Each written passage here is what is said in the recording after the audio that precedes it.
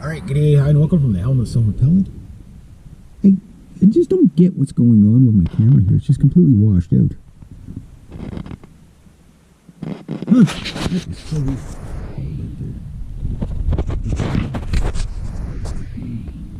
It's just like it's really... I don't know. Maybe my camera's done. But anyway, I was talking about, because I want to finish up with this whole MGTOW thing.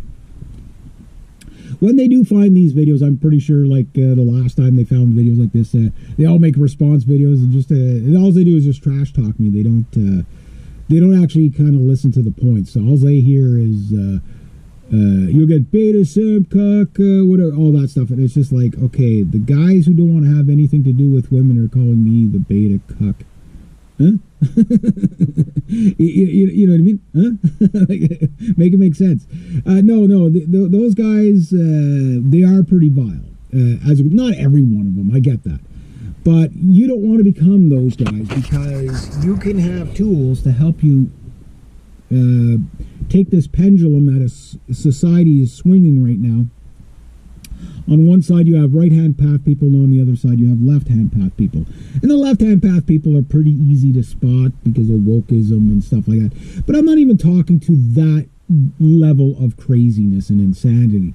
I'm just talking about that group they call like the forever alone people, where they just can't seem to find somebody and stuff like that. Well, the first thing like this whole series was kind of talking about is you have to, know who you are first. And I'm not talking you got to go climb some mountain and meet a guru or something. I'm not talking about. I'm just saying you need to ground yourself. You need to understand what your goals are. Well, I'm 20 and I don't know what I want in my life. Well, you better figure it out. You got to figure it out. Pick a direction. Pick something. Work for it. Earn it. Own it. And I'm not even just talking physical. I'm talking more mental than anything. The physical stuff, that's all the red pill community is like promoting that. Once you got women out of your life, then it's just about buying supercars and making, becoming Bitcoin rich and all that. And it's like, that doesn't work. Guys, look, I'm not a wealthy man. I'll never be a wealthy man. I don't even care if I'm ever going to be wealthy. If I end up winning the lottery, great. You know what I mean? But that's not my life plan, because that's not really what's important. It really doesn't matter. It only matters to those who don't have fulfillment in their lives. Hence why, they put these artificial things. But I've seen people with lots of money and they're going to therapy and stuff like that. And I'm just like, okay, so the supercar didn't make you happy. Huh. Who knew, right? Like me driving around in this clunker here, I mean, I have a hoot driving around in this thing. Like nobody's impressed by it. But how many laughs have you guys had? Anybody that's followed my channel for like that? How many laughs have you had at my expense because of this car? You know what I mean? Like it just there's always something bizarre going on with it. Whether it's the flapping trunk, the handprint on the side. You know what I mean? Like it's like, okay, well, it's like a rolling joke. I get it. But the thing is that it creates a bit of a community, and that's what's important. So like this YouTube channel, it's a bit of a community, but it's still the online world. It's not the real world. I want you guys out in the real world. And just go to the gym, bro, is a good thing, but the only reason why I'd want anybody to go to the gym is for health reasons. That's it. Not to pick up women. Not even for the aesthetics, just to get healthy, to make sure you stay in shape. That's it. That's it. You use that as a tool, not as a guideline for your life. Now, mind you, there are people that are completely addicted to going to the gym and weightlifting, and they take it competitively and stuff. I'm not talking about that. I'm talking about that you're going there to fill the void in your life, and you're starting, and everything has a bit of a lag to it, right? Where it's like, I'm a MGTOW guy. I just started going to the gym, because my wife left me or whatever. Now I started going to the gym and I feel great and everything. And then 2 years later, it's like, I go to the gym and it's the same. It's Larry Curly and Moe in there all the time. And, I don't talk to anybody. It didn't fix you, did it? It's you can't put icing or lipstick on a pig here. You have to deal with it. And the reason why it didn't work and why it doesn't work is because that isn't that isn't the fix. It's just a byproduct of staying healthy. You know what I mean? Being healthy makes you happy. You know what I mean?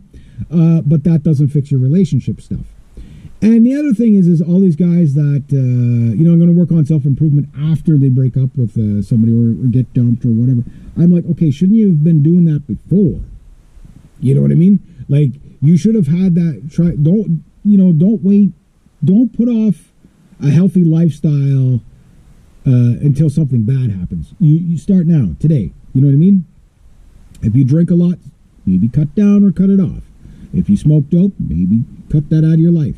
If you sit there and you play video games all day and you're not motivated, maybe get out on the bicycle or something like that.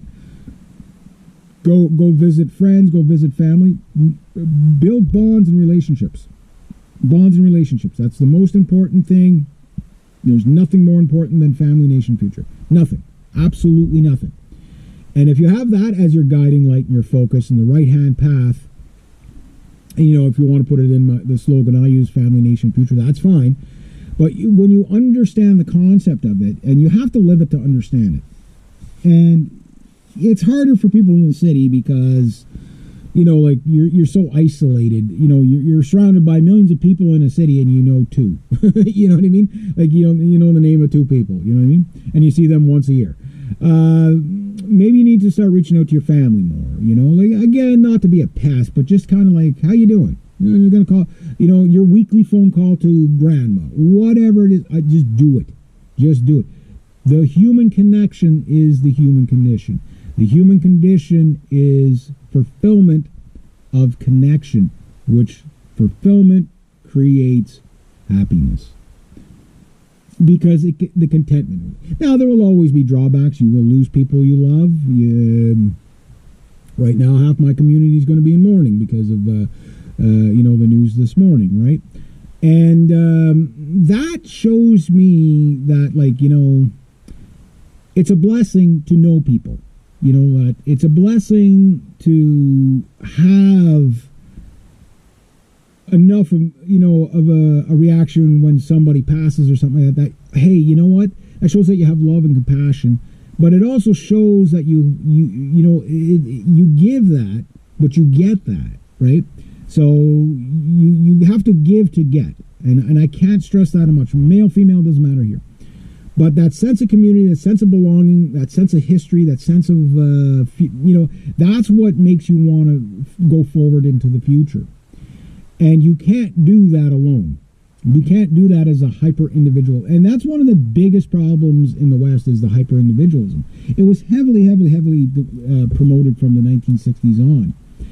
And you will still hear people go on, we need to go back to the nuclear family. I'm like, no, we have to go back further. We have to go back to community. We have to go back to the extended family, because that's where the community was in the extended family, not in the community nuclear family. The nuclear family was already the beginning of the deterioration of society.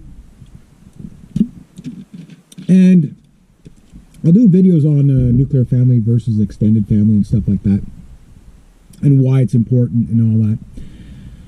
The only thing I could say for a young lad, okay, if you're going to listen to the MGTOW guys, yes, listen to all the divorce statistics and all that, and the Me Too thing. I get that as a young lad trying to navigate, the female sex in the Me Too era has got to be god-awful scary. I get that. But you can vet people just by paying attention. Don't just jump into things. Have a plan. Not everything's going to, life happens when you're making plans. I get that too. But you can make choices on red flag, green flag, whatever. Use the statistics to your advantage. Okay, here's the pie chart of all the reasons why people typically get divorced and all that. Okay, well, here's the pie chart why they stay together. And, of course, usually the argument for the pie chart that people that stay together, yeah, but those people are unhappy. Well, you don't know that. You don't. I don't know that. You don't know that. People usually stay together when they're happy.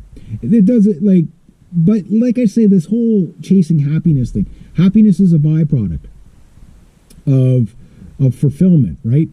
and stuff like that. Sadness is a byproduct of lack of fulfillment, and it all has to do with the environment in which you're in. So if you're a young guy and you want to meet a girl and start a family and stuff, you have to look at the girl you have to obviously find the girl that's into that. The only question there becomes, where are they? Maybe that'll be the final video. Where to find